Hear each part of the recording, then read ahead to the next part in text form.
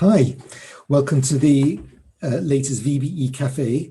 We're quite into lockdown now, so the theme of this whole series of cafes is about support for staff and for pupils as well.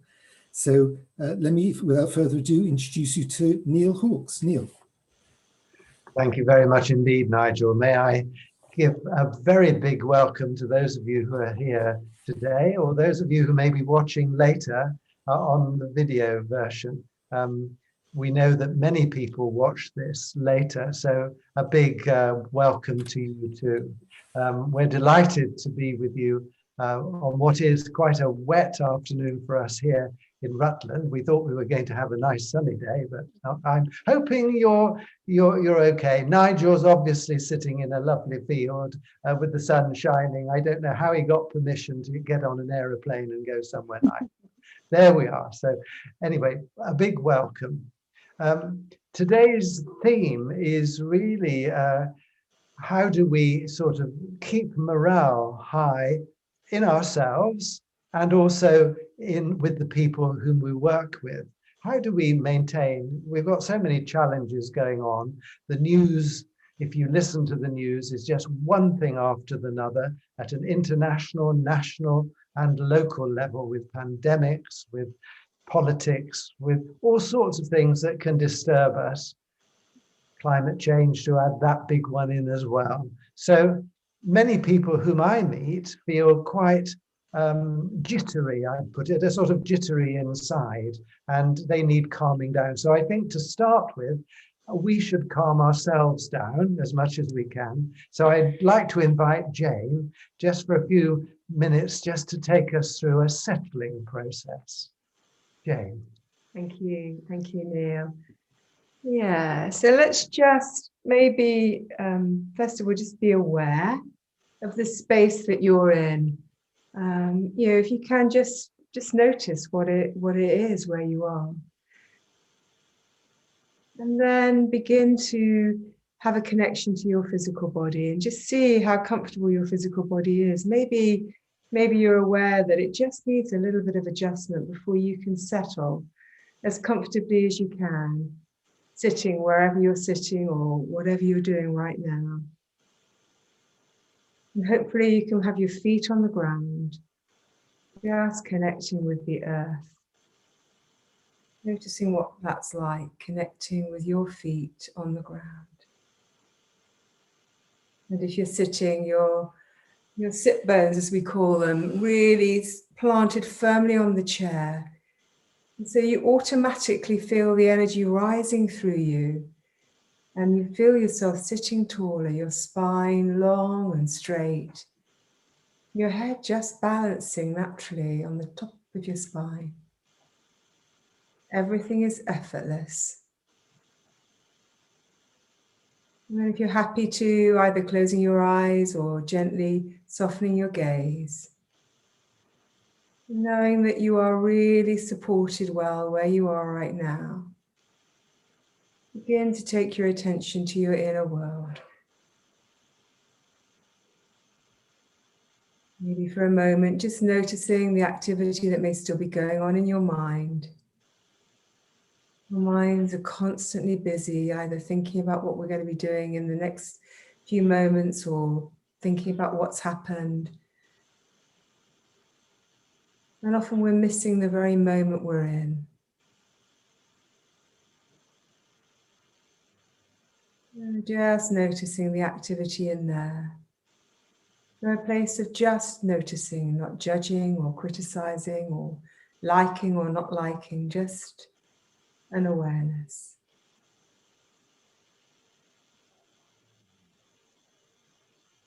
Now begin to see if you can pay attention to your breath. Noticing how you're breathing in these moments. Inhaling through your nose, exhaling through your nose.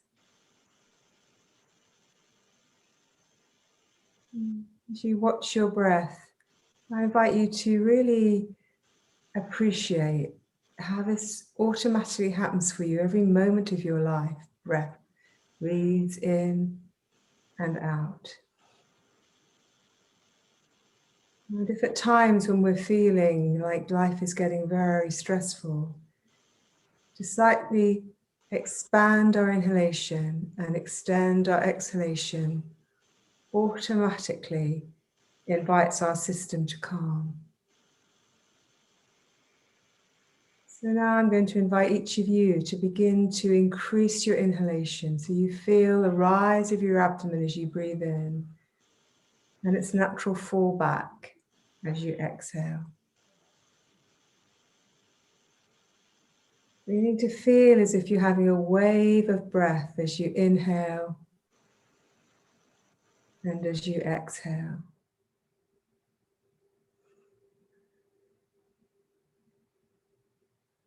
Seeing how smooth and evenly you can breathe.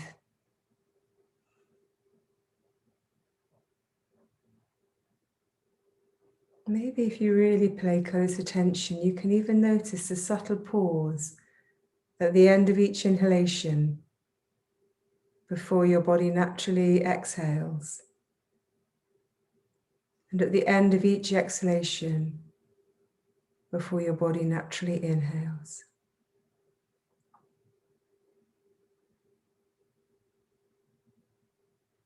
The subtle pauses of almost pure stillness of your body.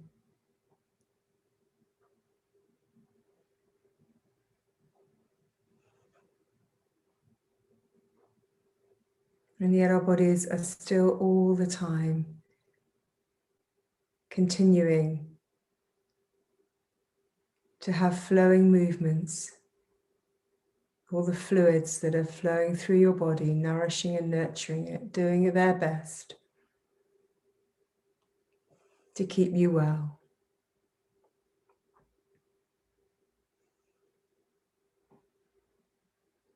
So I'm going to invite you to really appreciate all that your body's been doing for you in this moment, or through today, or through your life,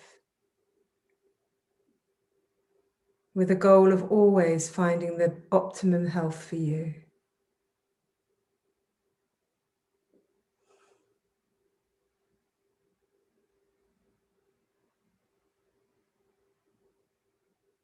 And I'm going to invite you just to find that place of deep inner stillness within you, often located in what we call our heart center, a little bit to the right of your physical heart,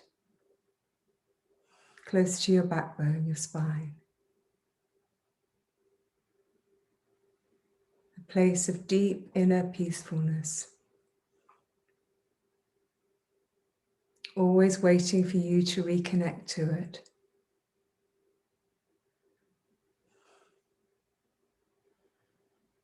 And as you find the connection to the best of your ability right now, just see if there's some wisdom for you about how best to move forward, how best to take care of you as we still negotiate these unprecedented times really of uncertainty. Maybe there's a little gift of wisdom waiting for you to hear. It might just be a little whisper. Just trust whatever it says to you. Breathe to that.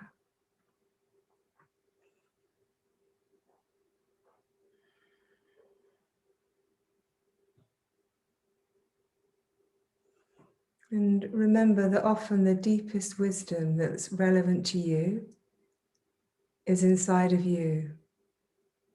We're constantly looking outside to know what to do, but often your deep inner wisdom knows exactly what's best for you in that moment. So I really invite you all to begin to listen to those whispers, to the wisdom that you hold within you.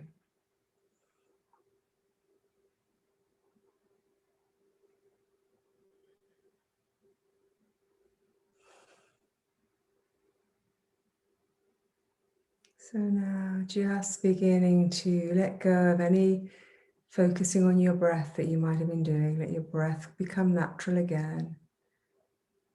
Begin to be aware of maybe some sounds in the environment around you, as well as my voice. Maybe just bring a little bit of movement to your feet, just if your feet are on the ground, just moving your foot from the ball to the heel, ball of your foot to the heel, a little bit of movement. Maybe turning your head gently from side to side, listening again with intuitive wisdom as to what's right for your body. And then gently, when you're ready, just coming back to sharing this time that we have both together now, and if you're watching later, the time that you've given yourself today.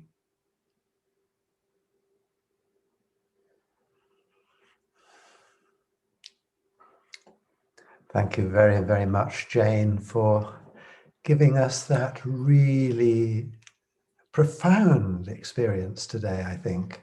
I don't know how others have felt and what was going on for you, but for me, there was, in the room that Jane and I are in, there was almost a palpable stillness, and that Jane sort of gave out and created for us. So I know that you were part of that where you're listening, and I hope you enjoyed it. Well, I know you will. Jane, can I ask you a question? You know, you lead regularly these sessions to help us connect with ourselves, but you're not always around. What do we do to keep our own morale up? Is there some simple things that you would give us, like tips for maintaining our morale through this sort of mindfulness work that you're leading us in, the reflection? What a lovely question, Neil. Well, I don't think there's one thing that's relevant to everybody. I think it's about finding what's relevant for you. So it might be that you make time just to have a 10-minute walk, just exploring the countryside or wherever you are. It might be that in a busy moment, you just take yourself off somewhere. Maybe if it's in school, to the toilets, we often talk about that, and just reconnect through your breath, your feet, to the present moment, because that's all we ever have. We think we've got, yes, of course, we've got a past, it's been happening, but we're only ever living from one moment to the next. And it's recognizing when we feel as if we're running out of time is the very moment to pause and just look around you, touch something. Often we talk about awakening our senses. So touch, look, feel, breathe, taste. I'm a great tea drinker, actually. So if I get a chance, I will just get a cup of tea, and just, even in the process of making the tea, it feels like it's a nourishing, nurturing gift to me. And it's nice if you make one for somebody else too. But wherever you go, you've always got your breath. So just remember that, even just to think, oh, how am I breathing in this moment? Just noticing that will bring you much more into the moment. But find ways that are right for you. And then, you know, I often think about every day, most of us clean our teeth. It's like a little habit that you sort of, if you don't do it, you notice you haven't done that. Well, it's the same with taking care of our brain. Building these daily habits, your system yearns for them. And for me, I start every morning with quite a long period of reflection, meditation, breathing practices. So I feel like, oh, it's like a beautiful thing for me to wake up to. But we don't have little children running around the house anymore, or, you know, it's easy for us to wake up and put that practice in. And at the end of the day, quite often I pause and I'll just do my breathing, and that sense of making those rituals to the beginning and the end of the day, I think are really sustaining. Thank you, Jane. Jane and I have been talking. Jane is very interested. She's a teacher of yoga. and we're learning a great deal from the yogic practices. One thing, Jane, that we've been learning about is setting the intention for the day. And we were thinking that this could be a really good practice for schools, for getting your children to do. Would you just say a few words about setting your intention for the day?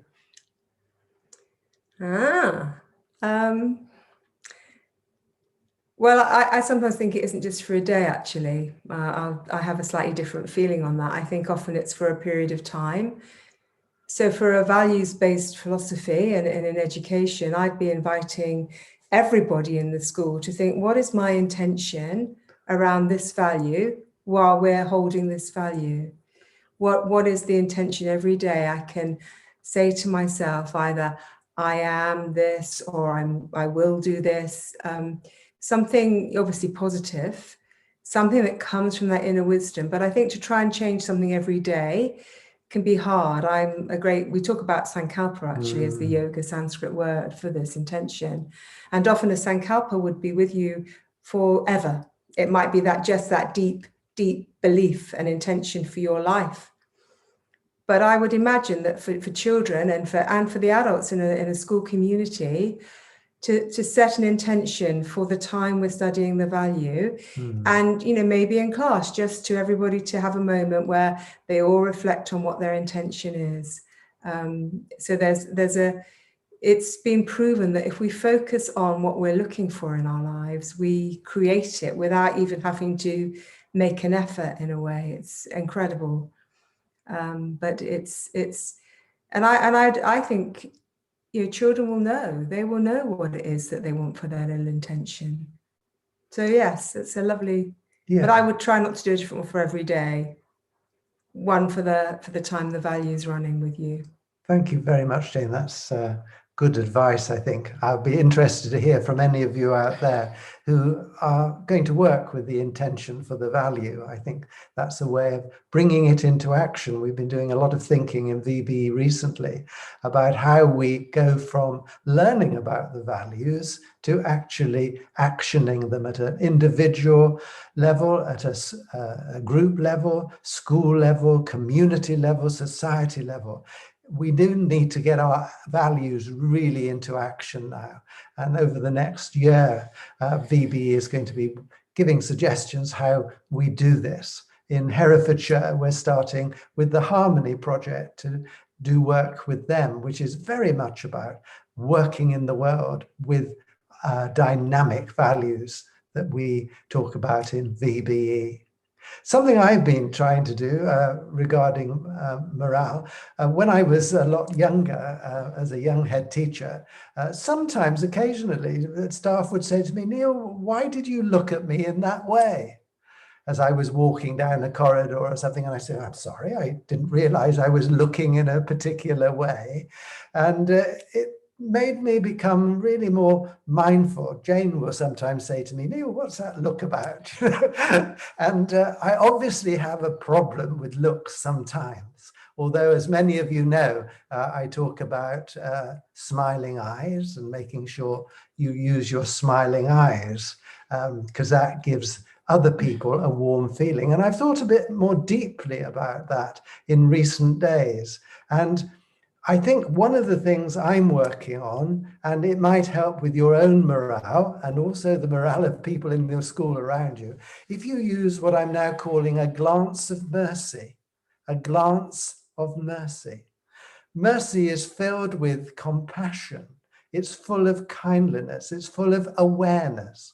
So that when you look at someone, you're looking at them with that merciful feeling, which contains that love. In the early days of mindfulness, some critics said that it was too cognitive. People were moment-to-moment attention in the present, but not really with a lot of heart. And so in recent thinking, we've thought we've got to bring loving kindness into mindfulness much more so that we can be more compassionate, because the world really does need compassion, and compassion starts with ourselves.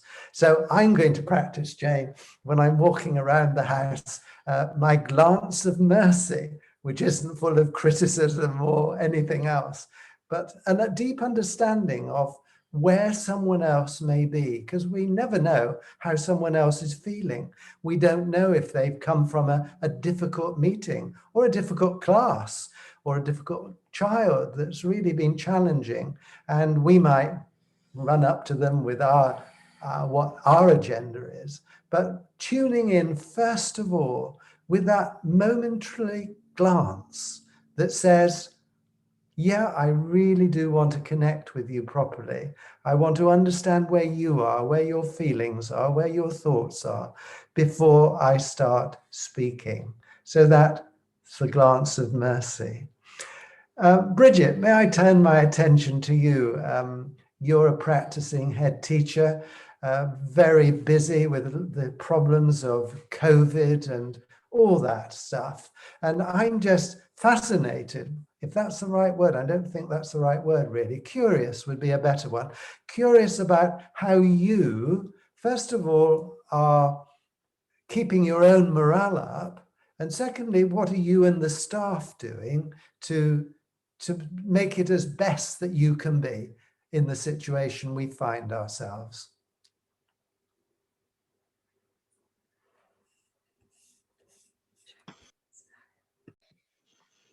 Always unmute before talking. Well, thank you, Neil, for your words of wisdom there, and Jane for your leading into something which was so profound for us all. And if we could only bottle that and just give it to people, you know, job done, really. Yes, I've been reflecting on this, knowing what our theme for the cafe is today, and I hope that what I have to say might be of relevance and resonance, whatever situation everybody is in. But undoubtedly, we're in an anxious time, and I'm very mindful as a leader that my staff have taken on the responsibility of caring for others, at the same time as, you know, carrying enormous amounts themselves. Everybody's got things going on with their own families, their own circumstances. I myself am not there in school because I'm in a category which means I can't be at school with everybody. So that's presented a, you know, particular context for us. But the question is, I think, for everyone as leaders in their own rights, how do we collectively lift one another up? How do we do that in a way that's meaningful and appropriate, and ideally in a way that isn't simply over layering a situation with some sort of short-term solutions? There are certain things that we've done that I just think are really important, and they relate to the Maslow's hierarchy of needs, you know. So there are some really fundamental needs of staff. So at the moment, the context is COVID. So we're in schools, windows have to be open for ventilation, and it's pretty cold right now. So my staff are saying, we're cold, we're so cold. And you know, if you're cold, it's that bone cold, you know, you just can't work, you can't function. I know it well, and I can't. So we're limited because we've got to have windows open, but we've bought fan heaters for every class, because you can have fan heaters going if it's next to fresh air. We've bought some heat pads for everybody. You can get these amazing heat pads about the size of a lap that teachers can have, which help. We've bought everybody a hoodie. We pay for staff to have a meal at lunchtime, which has gone down really well. And I've told everybody, all our governors, people, keep supplying chocolate biscuits at the school door. So, and you know, actually, those things. If you've been in the staff room ever, you'll know that chocolate biscuits do put a smile on people's faces. So quite a lot of things, just like really practical stuff, important for staff morale, but a great deal more besides. And I think probably one of the most important things that any values-based person does with somebody else is about listening. You know, it picks right up on what you're just saying, Neil, about that really tuning in to somebody else respectfully and really listening, really giving time. And it's, you know, you would hope that you're doing that. And you know, I think just the time that's spent listening to people, listening to their concerns, has quite a healing balm in itself, because I think we're feeling more than ever quite alone, and we are alone because of transmission. Staff are working in isolation, and so being able to feel that they're heard and they're actually not on their own is exceptionally important at the moment. So that's one thing I'd say. But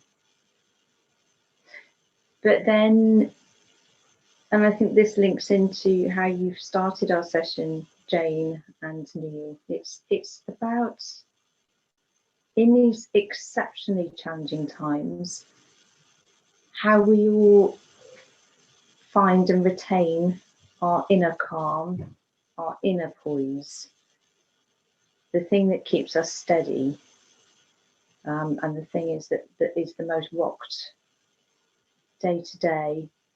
And that's where values-based approach really comes in, because those words, those simple words that we have, from which outspill everything, are guiding light. Just as it, to try and exemplify that, our value has been gentleness. So that's a real opportunity to make that concept central to every interaction that we have, beginning with me talking to children and therefore staff about how we need to be gentle with ourselves, and talking about that inner voice that we have that's going, you know, not good enough, get on with it, and just the need to be kind to ourselves. And this is where, in a situation where people are physically isolated, our words can and do have real resonance and speak, you know, beyond doors, beyond boundaries. And then if we can deepen that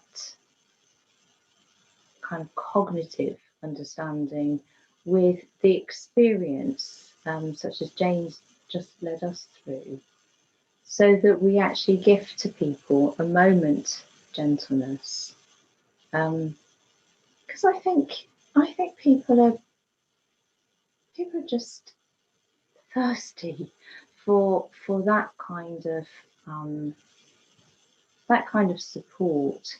And I think the gift of the values-based approach is that it gives us something that is really deeply internal. You know, it isn't the you know, I mean, I've said it myself to people who, you know, will go and, you know, make sure you look after yourself, do something nice, have a bath, all that sort of thing. But actually, those moments fade so quickly, don't they? And it's the gift that we give for forever really is the ones that start inside. So, you know, just gently, because nobody wants to be blasted out with all of this, but just, you know, through role modeling, through gentle adherence to a values-based approach. I think this is what I'm hoping, at any rate, that we're helping to give, because it isn't an event, is it? You know, staff morale, raising staff morale, and you can't say, well, you know, I brought chocolate biscuits in, so job done. It is about everything we do all the time. But one really important thing, I think, that it's so easy to overlook at times like this, that sense that we go inwards and the kind of, you know, head down, getting through the day, and feeling, you know, from time to time, actually, isn't this awful? The importance of just looking out and keeping that outward focus.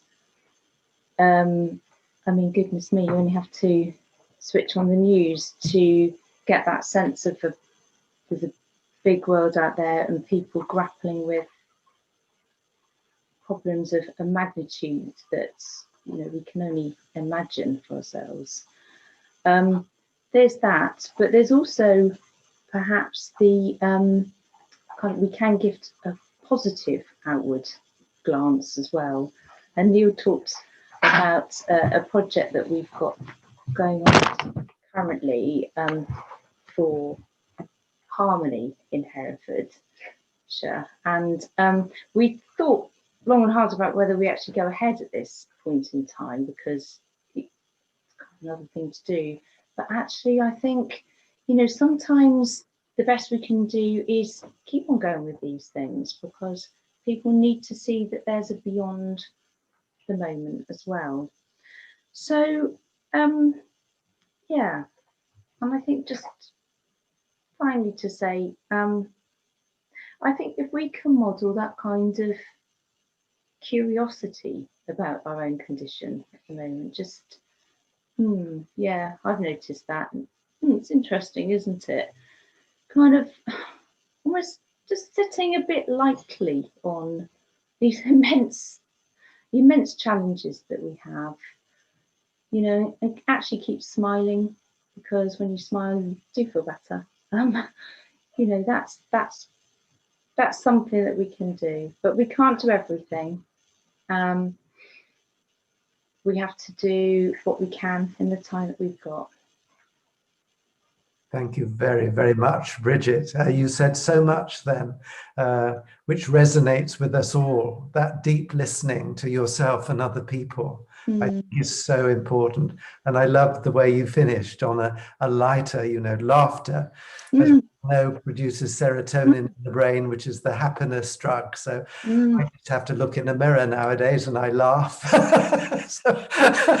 So that fills me with a bit of joy. It's some funny sort of sense. So having a laugh, and not laughing at people, but with people, and looking for the humorous side, because there's usually some little bit of humor around, and not being overcritical with yourself, as you were saying, because we all make mistakes. I make daily mistakes, and you know, that's it.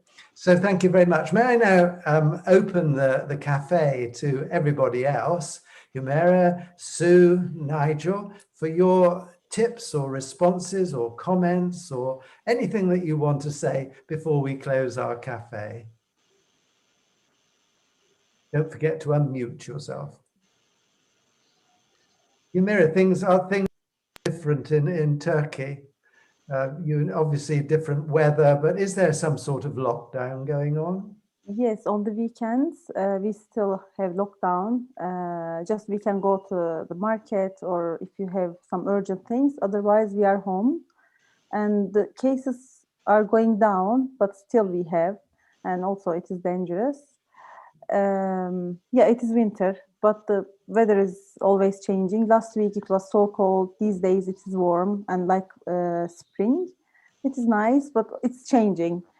Yeah, I have started to work, I guess 10 days ago, and I am working from home, and which is nice for me. But it is a little bit busier than before. And so today, actually, I wanted to tell you, I was looking on Twitter or today or yesterday, I listened your story in storytelling video, Pandora's box. Ah, yes.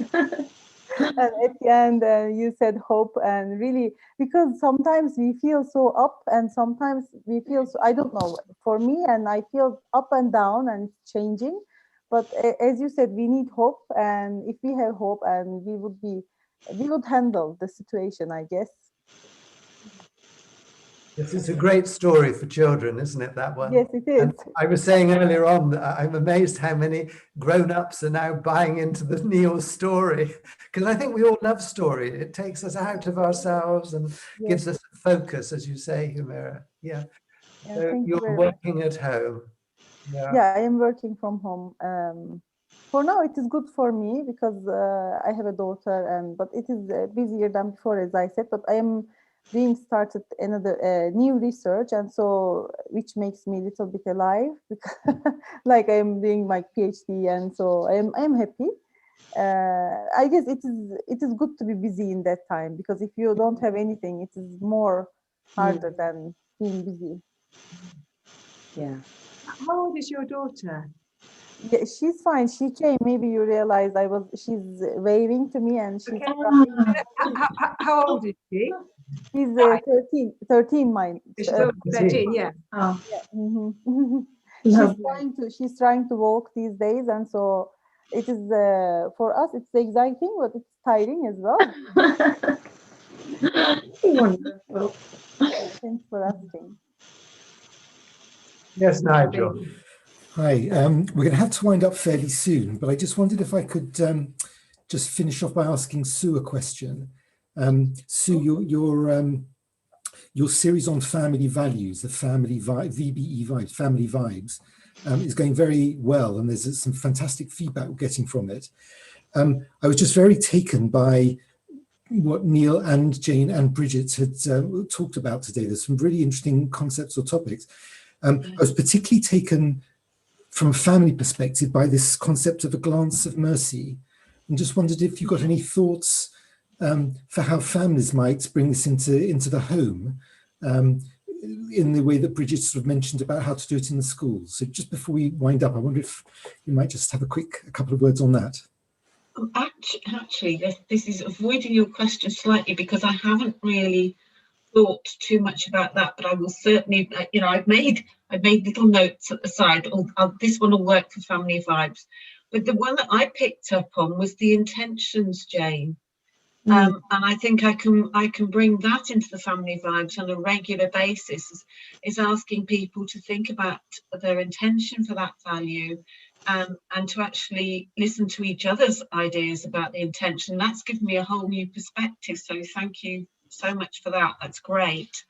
But certainly the glance of mercy as well, that little look, the no need to say anything, but just that look, and actually it makes you more self-aware, because you've got to think about, well, how do I actually portray that? How do I communicate that just with a look?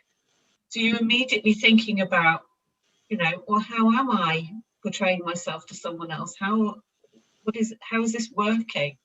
And I think that's a good self-reflection in itself.